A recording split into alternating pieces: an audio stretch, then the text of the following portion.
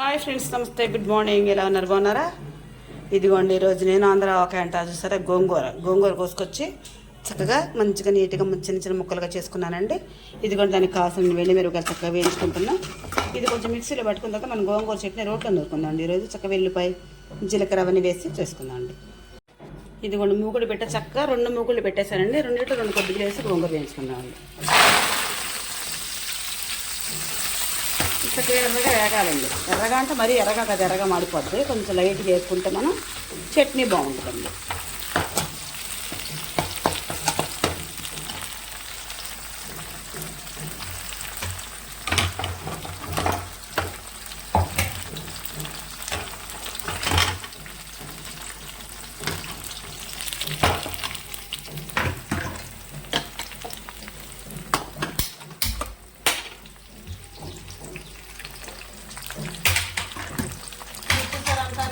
అంటే కొంచెం అయింది అంతే, నాకంటే కొద్దిగా అయింది సరే. మొత్తంగా ఈ విధంగా మనం ఏం చేసుకుందాం గోంగూరని.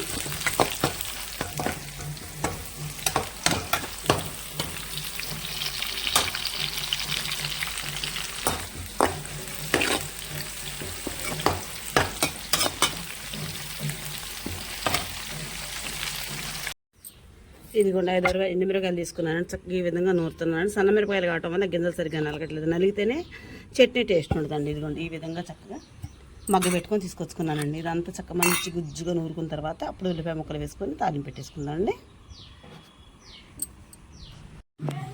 ఇదిగోండి, చక్కగా ఎండుమిరపకాయలు వేసుకున్నాను కదండి. కొద్దిగా అయినా కానీ మెత్తగా నూరుకున్నాం అనుకోండి. కొంచెం ఆయిల్ ఎక్కువ వేసుకొని మనం తాలింపు పెట్టేసుకుంటే 1 చెంచా వేసుకొని చక్కగా కంచం అన్నం తినొచ్చండి. అంత టేస్టీగా ఉంటుందండి గోంగూర చట్నీ. దీన్ని ఆంధ్ర ఆవకాయ అంటారండి. దీన్ని చూసారా, నేనైతే ఈ విధంగా చేసుకుంటున్నానండి.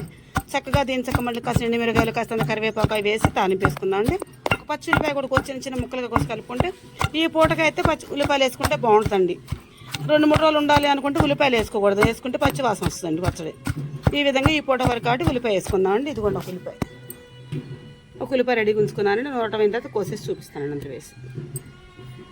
ఇదిగోండి, ఈ విధంగా చిన్న చిన్న ముక్కలుగా కోసుకోనండి. ఉల్లిపాయ ముక్కలు అందరూ వేసేసుకొని నూరేసుకుందామండి. చక్కగా తాలింపు పెట్టేసుకుంటున్నానండి. కాస్త వెనిమిరగాయలు వేసుకుని మరింత తెలుగు వేసానండి. కాస్తంత కరివేపాకు వేస్తాను. కరివేపాకు చక్క ఫ్లేవర్ బాగుంటుంది కదండి. కొంచెం మరింత కరివేపాకు వేసుకుని బాగుంటుందని వేస్తాను. చక్కగా ముందుగా ఒక బౌల్లో తీసేసుకున్నాను కదండి చట్నీ. ఒక్క నిమిషం అండి, బౌల్లో పోసేసుకుందాం మనం. ఇది ఎర్రగా ఎగితేనే బాగుంటుంది చట్నీ. మిరపకాయ కూడా చక్క కొరుక్కొని తినొచ్చండి. ఉల్లిపాయ ముక్కతో పాటు ఉల్లిపాయ ముక్కలు నూరేం కదా అందరూ వేసి చక్క పుల్లగా ఉంటాయి. ఇదిగోండి, ఈ విధంగా తాలింపు వేగింది. ఇదిగోండి, చట్నీ తీసుకున్న బౌల్లో పోసేస్తున్నానండి. చూసారా, నేను చేసే విధానం కనుక మీకు నచ్చితే నాకు ఒక లైక్, ప్లీజ్ సబ్స్క్రైబ్ అండి. ప్లీజ్ సబ్స్క్రైబ్ చేసుకోండి.